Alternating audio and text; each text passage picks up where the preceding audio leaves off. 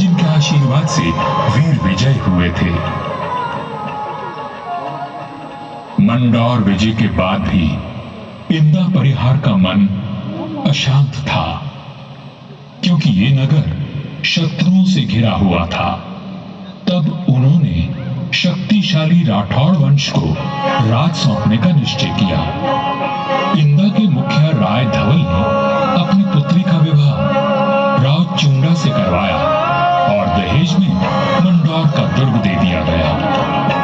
राव हेमा गहलोत ने राव चुंडा का राय तिलक किया और भाटों ने मंगल गान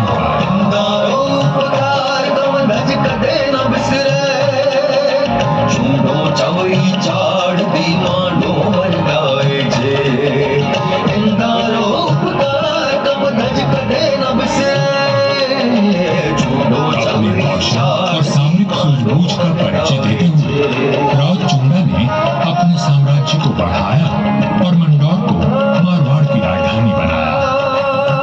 1423 में नागौर के युद्ध में राव चुंडा वीर गति को प्राप्त हुए और उनके पुत्र कान्हा के बाद राजदंड राव रणमल ने संभाला।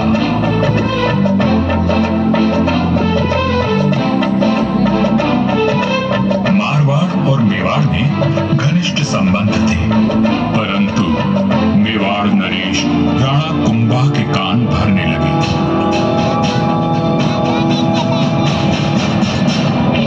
मुझे राम रणमल की नीयत ठीक नहीं लगती राणा। वो आपका राज हड़पना चाहता है। वह सिर्फ एक पक्ष को देखते हैं, दूसरे पक्ष से तो उनका कोई मोह नहीं। एक मधुर संबंध में संशय और अविश्वास का विष खोल दिया गया था। 1438 ईस्वी में राव रणमल अपने पुत्र जोधा के साथ चित्तौड़ के दुर्ग में था। रणमल को किसी षड्यंत्र का आभास हुआ और उसने बेटे जोधा को किले से बाहर भेज दिया। पिता की आज्ञा मान जोधा चित्तौड़गढ़ की तलहटी में पहुंचा। तभी एक डोम ने जोधा का ध्यान खींचा, जो एक दोहा गा रहा था।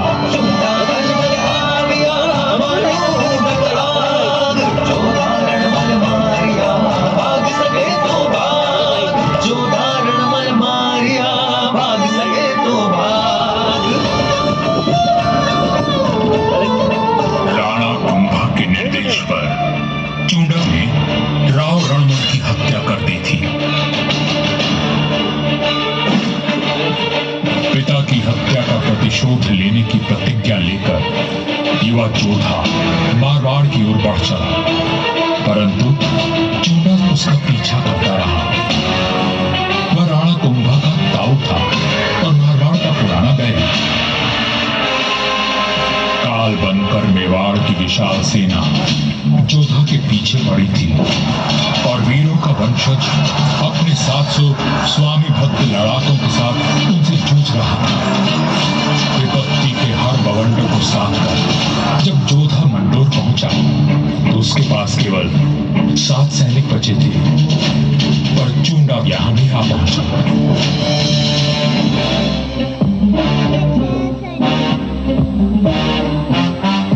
चुंडा बोला, मंडोर किले का कोना कोना छान मारो। रणमल ने मेरे भाई राघव देव को मरवाया था, मैं उसके वंश का नाश कर दूंगा। हुजूर, जोधा जांगलू प्रदेश की ओर भाग गया है। आप कहें तो उसका पीछा करें। रहने दो, वहां रेतीले टीलों में भटक कर वो खुद ही मर जाएगा। तुम राणा कुंभा के पास संदेश भिजवाओ, मंडोर पर अब हमारा राज है। पिता की निर्मम हत्या की पीड़ा और राज खो देने का अपमान लिए जोधा भटक रहा था। हर ओर शत्रु घात लगाए बैठे थे, पर जुझारू जोधा ने आस और विश्वास नहीं खोया। 15 वर्षों तक संघर्ष और अथक प्रयास करने के बाद जोधा ने दुर्भाग्य को जीत लिया। चुंडा की मृत्यु हो चुकी थी।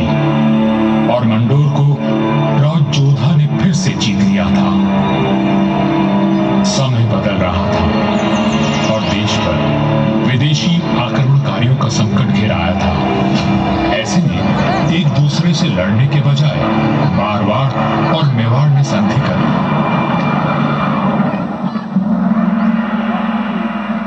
पर दूरदर्शी राव जोधा को कोई चिंता खाए जा रही थी और उस चिंता का कारण मैं यानी मंदौर का दुर्ग था। किस सोच में डूबे हैं राव जी? अपने आसपास देखो, क्या दिखता है? आकाश, जंगल, पहाड़ियां। ये पहाड़ियां ही मेरी चिंता है। कई सौ साल पहले ये काफी ऊंची थी और किले तक पहुंचना कठिन था, पर भारी वर्षा और धूल भरी आंधियों ने इनका कद घटा दिया है। राव जोधा की बात पीड़ादायक परंतु सत्य थी। मैं भी अब बूढ़ा और कमजोर हो चला था, सो मेरा त्याग करके मेहरानगढ़ का निर्माण किया गया और ये सही फैसला था। भारत में जब मुगलों का आगमन हुआ तो राठौड़ राजवंश ने उनसे सीधी टक्कर ली और हार माने बिना संघर्ष करते रहे। इस सब में मेहरानगढ़ ने प्रमुख भूमिका निभाई। जोधपुर का इतिहास प्रेरणादायक वीर गाथाओं से भरा हुआ है। त्याग और देशभक्ति के कीर्तिमान स्थापित करके इतिहास में अमर हो जाने वाले वीरों ने जोधपुर का सर सदा ऊंचा रखा है।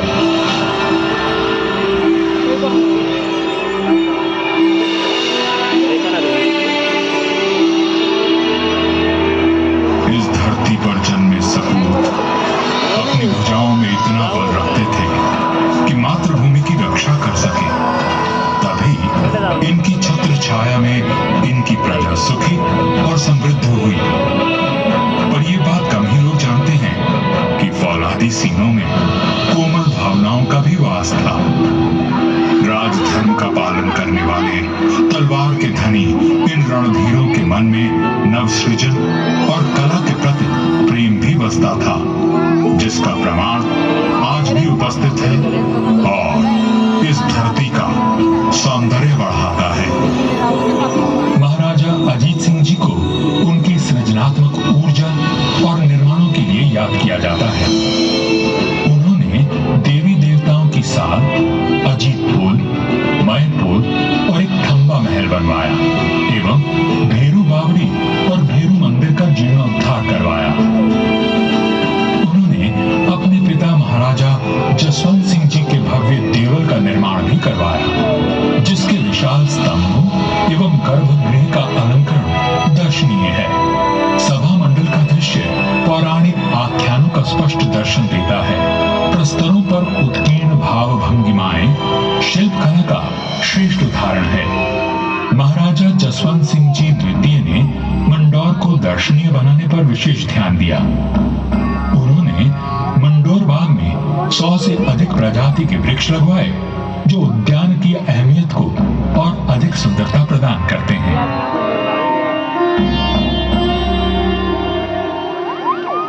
1896 ईस्वी में महाराजा सरदार सिंह जी ने मंडौर के बाग को और संवारा।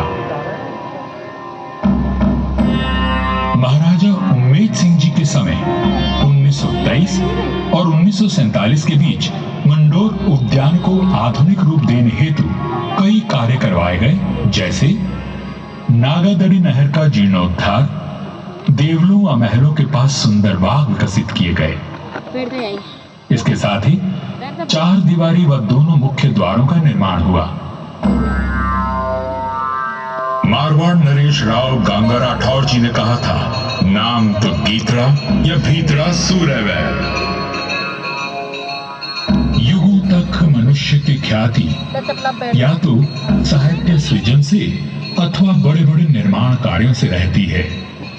राठौड़ राजवंश अपने पराक्रम और निर्माण के लिए अमर रहेगा। मंडौर में स्थित थड़ों एवं देवलों पर बनी अद्भुत मूर्तियां शिल्पकला की नायाब मिसाल है।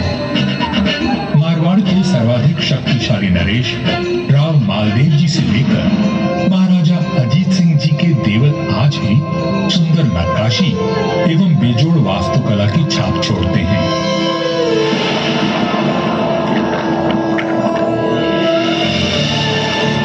महाराजा अजीत सिंह जी के देवल का निर्माण इनके पुत्र महाराजा आगे सिंह जी ने संवत 1793 में शुरू करवाया, लेकिन इसे पूरा उनके प्रपौत्र महाराजा भीम सिंह जी ने संवत 1856 में किया।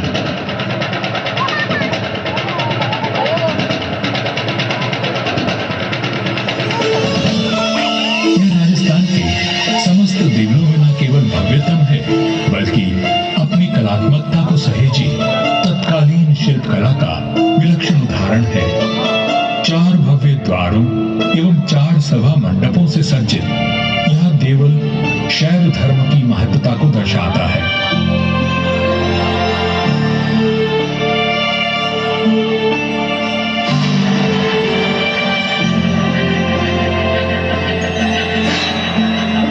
आजादी के पश्चात यहाँ कई विकास कार्य करवाए गए और 1968 में यहाँ के महलों में संग्रहालय की स्थापना की गई। यहाँ जन्मे वीरों और स्वामी भक्तों की मिसाल युगों तक कायम रहेगी। जब वीरपुरी और नागपंचमी को यहाँ विशाल जनसमूह उमड़ता है, तो आज भी हमारे आत्मीय संबंध जीवंत हो उठते हैं।